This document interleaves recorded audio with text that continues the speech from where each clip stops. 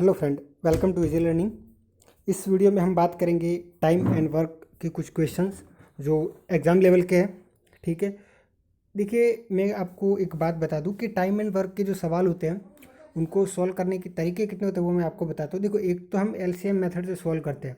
ठीक है, उसमें क्या करते हैं कि जैसे कि ए है, एक्स डे में काम कर रहा है, बी वाई डे में काम कर रहा है, तो फिर उन दोनों का एक्स और वाई का हम एलसीएम निकालते हैं।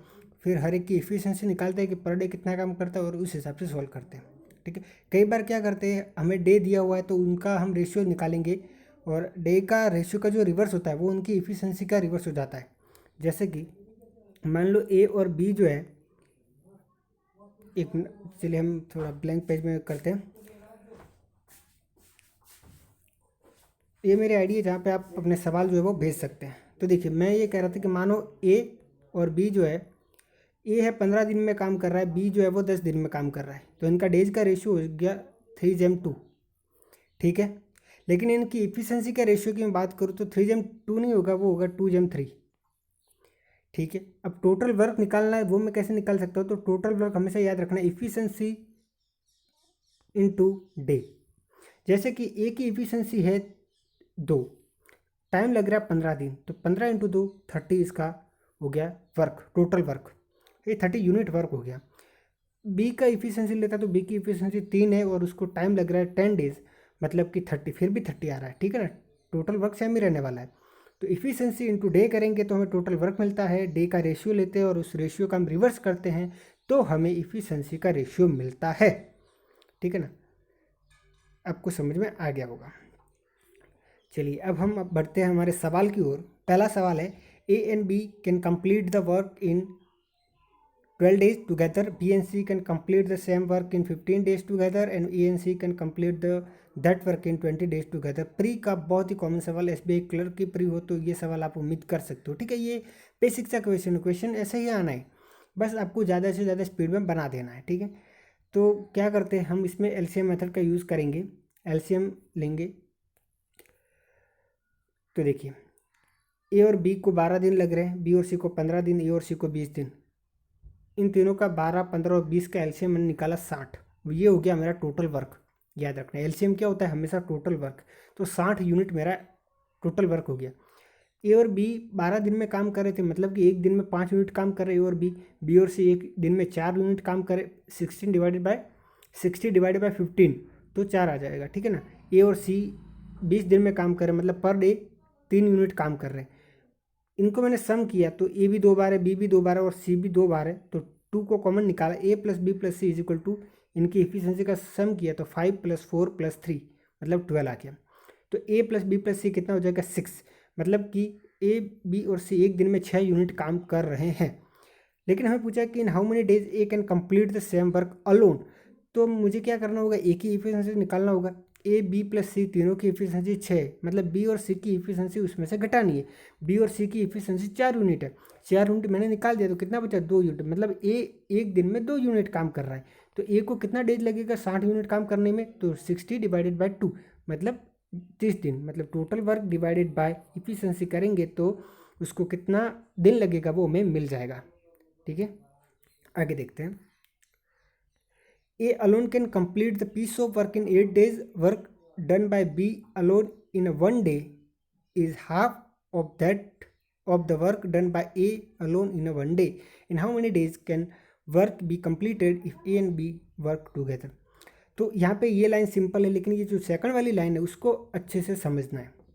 इसने कहा है कि B जो काम करता है वो आधा काम है, B work done by B alone in a 1 day is half of work done by A alone in a 1 day.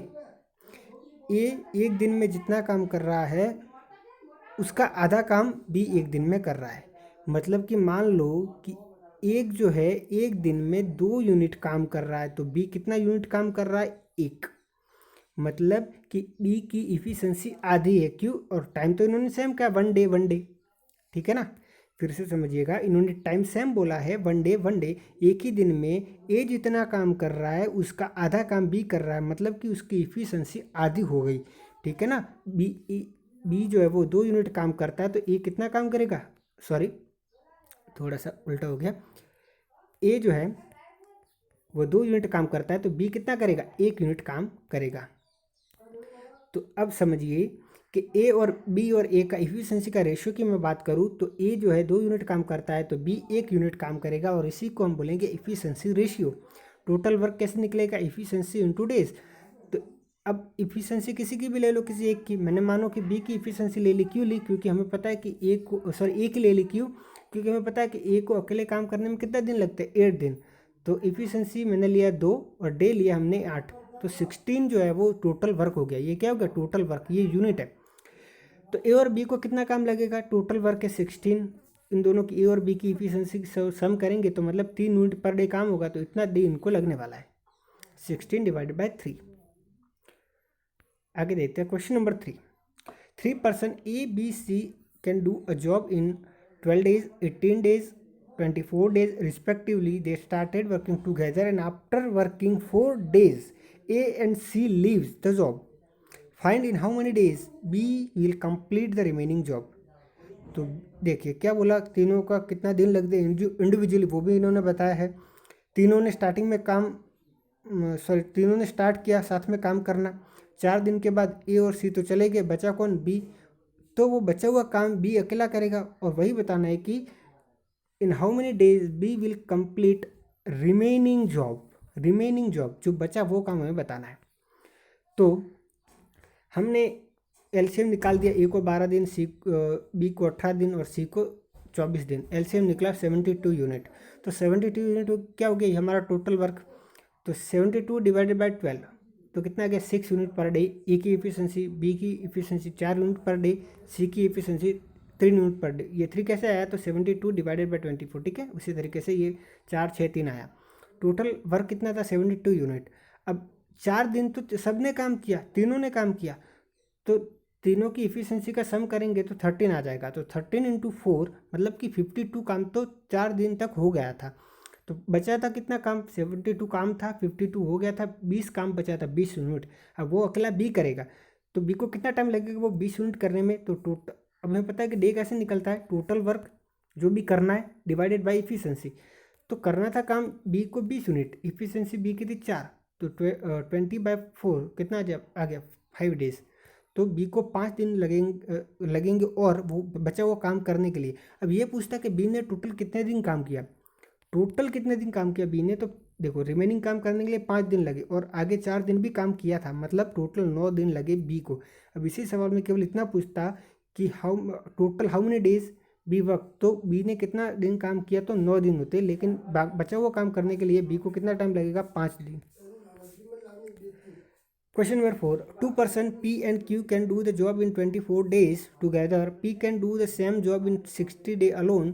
In what time Q can complete the same job? Simple सा है। रेशियो क्या, हम LCM ले लेंगे। P Q को 24 दिन लगते हैं, Q को 60 दिन लगते हैं। एलसीएम ले लिया हमने 120। P और Q को 5 यूनिट पर डे करेंगे और P 2 यूनिट पर डे कर रहा है। तो ये P और Q का 5 यूनिट था, P का 2 यूनिट था, मतलब 3 यूनिट जो है वो किसका होगा, Q का होगा। तो हमें मिल गया कि Q जो है वो 3 यूनिट पर डे काम कर रहा है। अब हमें पूछा था कि Q को कितना डे लगेगा, तो हमें पता है कि डेज निकालने के लिए total work divided by efficiency. तो टोटल वर्क 120 यूनिट, Q की इफिशिएंसी में मिल गई 3 यूनिट, तो 40 डेज जो है वो इसका आंसर हो जाएगा। 40 डेज लगेगा Q को जॉब कंप्लीट करने में। Question number 5. 2 person P and Q can complete the job in 26 days and 39 days respectively. In what time they will finish the work if they started working together? तो देखो अब ratio से कैसे करते हैं वो भी मैं आपको बता देता हूँ कि मैंने रेशियो निकाल दिया P और Q का रेशियो। पहले मैंने डे का रेशियो लिया, तो डे का रेशियो था P के लिए 26 डे और Q के लिए 39 डे। तो रेशियो निकला, डेज का रेशियो क्या आया, 2/3। तो इफिशिएंसी का रेशियो इसका रिवर्स हो गया, तो 3/2। ठीक है। टोटल वर्क कैसे निकलेगा, मैंने आपको बताया था इफिशिएंसी टू डे। तो P की इफिशिएंसी है 3 और कितना दिन लग रहा है 26, तो 3 × 26 ये हो गया मेरा टोटल वर्क।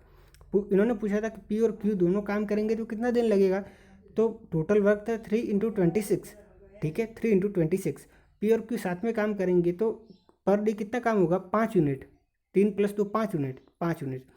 तो टोटल वर्क था 3 × 26, मैंने इसको डिवाइड किया इन दोनों की इफ़िशेंसी 5 से, तो 78 डिवाइडेड बाय 5, तो 15.6 डे इनको जो है टाइम लगेगा। ये इसका आंसर हो गया। ये सवाल आपके लिए, ठीक है, आप अपना दिमाग को थोड़ा चलाइए और बताइए कि इसका आंसर क्या होगा।